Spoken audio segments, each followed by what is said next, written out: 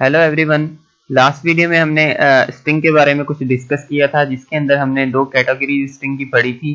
एक कैटेगरी थी हमारी सी स्टाइल कैरेक्टर स्ट्रिंग और दूसरी कैटेगरी थी जो हमारी स्टैंडर्ड सी प्लस प्लस जो क्लास टाइप हमारी स्ट्रिंग होती है। ठीक है, हम अभी तो सी स्टाइल कैरेक्टर स्ट्रिंग को पढ़ रहे हैं, उसके बाद हमने क्लास टाइप जो हमारी standard C plus plus string है उसको पढ़ना है। सो हमने सबसे पहले आज इसके कुछ ऑपरेशन जो है सी स्टाइल कैरेक्टर स्ट्रिंग के वो ऑपरेशन पढ़ने हैं।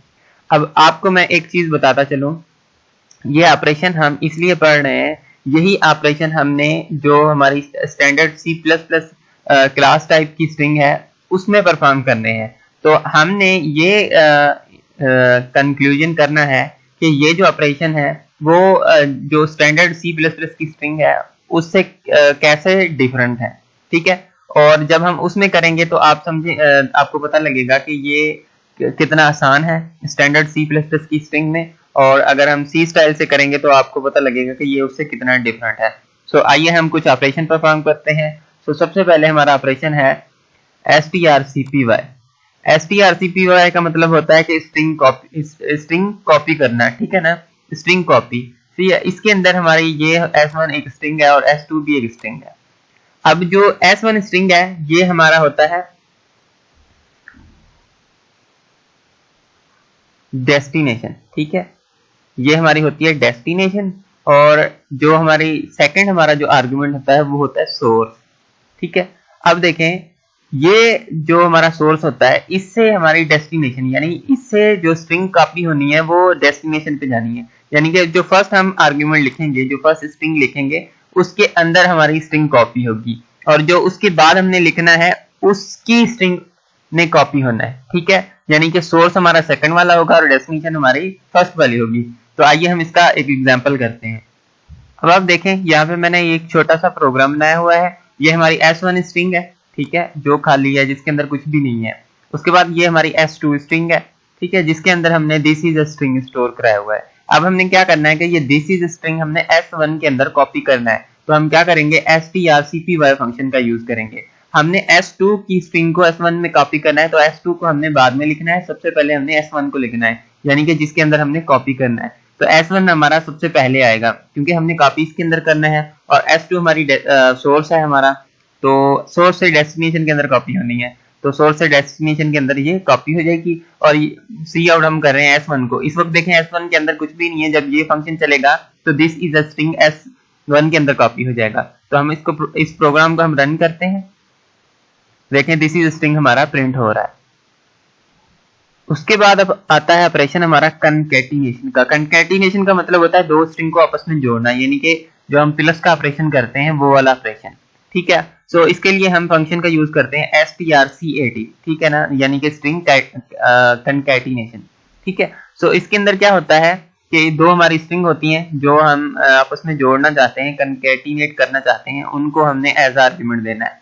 अब इसके अंदर क्या होता है कि ये जो s1 स्ट्रिंग है इसके साथ s2 स्ट्रिंग में जुड़ जाना है। यानी कि सबसे पहले सपोज करें कि s1 के अंदर लिखा हुआ है हेलो, ठीक है, और s2 के अंदर लिखा हुआ है वर्ड, तो ऐसे ये जुड़ जाएगी। ठीक है ना, यानी कि सबसे पहले क्या आएगा, s1 आएगा, उसके बाद s2 आ जाएगा।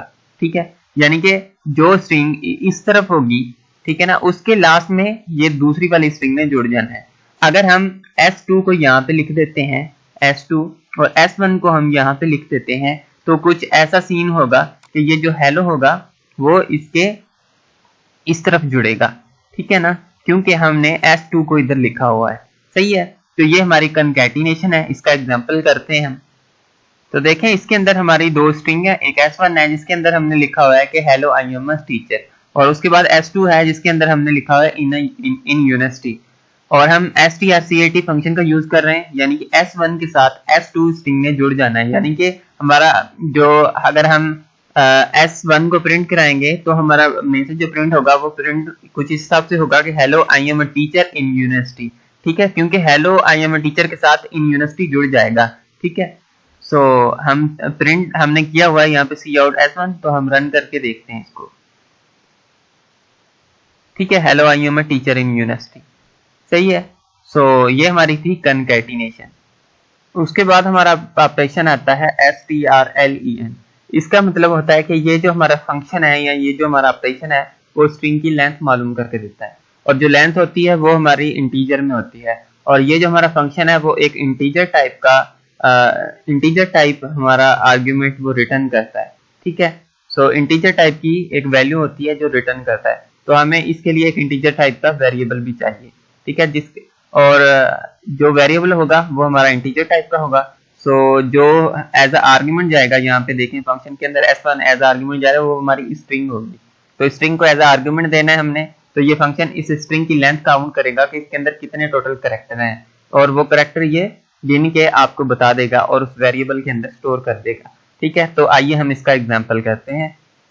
सो यहाँ पे देखें, सपोज करें कि मैं ना s1 की लेंथ मालूम करना चाहता हूँ। सो s1 की लेंथ मालूम करने के लिए हमें क्या करना पड़ेगा, हमें एक इंटीजर टाइप का वेरिएबल लेना पड़ेगा। सपोज मैं j ले लेता हूँ। ठीक है, अभी देखें s1 के अंदर तो हमारा s1 के अंदर तो s2 भी जुड़ गया है, तो मैं इस ऑपरेशन को सबसे पहले खत्म कर देता हूँ। तो मैंने इस ऑपरेशन को खत्म कर दिया और इसको भी मैं खत्म कर देता हूँ। ठीक है, तो अब मुझे क्या करना पड़ेगा कि j is equal to strlen, जो हमारा फंक्शन है, जो रिटर्न क्या करेगा, स्ट्रिंग की लेंथ रिटर्न करेगा, और s1 हमारी स्ट्रिंग है। ठीक है, सो s1 की ये क्या करेगा, लेंथ रिटर्न करेगा, और रिटर्न करके किसके अंदर स्टोर कराएगा, j के अंदर। सो हम सी आउट कराते हैं j को। ठीक है, तो j के अंदर क्या स्टोर हो जाएगा, s1 स्ट्रिंग की लेंथ। तो इसकी टोटल लेंथ कितनी होगी आप काउंट कर सकते हैं, और इसके अंदर स्पेस भी हमारा इंक्लूडेड होगा क्योंकि स्पेस भी हमारा कैरेक्टर होता है। तो आइए हम इस प्रोग्राम को रन करते हैं।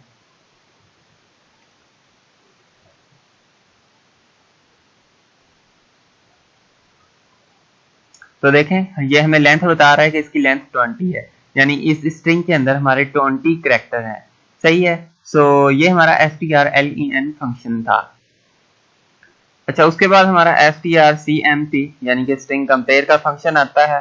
सो इसका आप रूल पढ़ लें और इसको आप खुद ही कर सकते हैं, जरूरत नहीं इतने एग्जाम्पल देने की। सो आप इसको खुद ट्राई कीजिएगा। अगर आपको कहीं पे कोई कंफ्यूजन आए तो आप मैसेज करके या कमेंट करके पूछ सकते हैं, और उसके अलावा आपको इन फंक्शंस के अंदर कहीं पे कोई कंफ्यूजन हो तो आप फिर भी पूछ सकते हैं। आप मुझे मैसेज कर सकते हैं, व्हाट्सएप कर सकते हैं, या आप मुझे फेसबुक पे मैसेज कर सकते हैं, या आप कमेंट करके पूछ सकते हैं। सो मैं आपको जरूर आंसर दूंगा। So thank you for watching this video. Next video में हमने जो स्टैंडर्ड C++ क्लास टाइप की स्ट्रिंग है उसके एग्जाम्पल करने हैं। So thank you for watching this video and be blessed.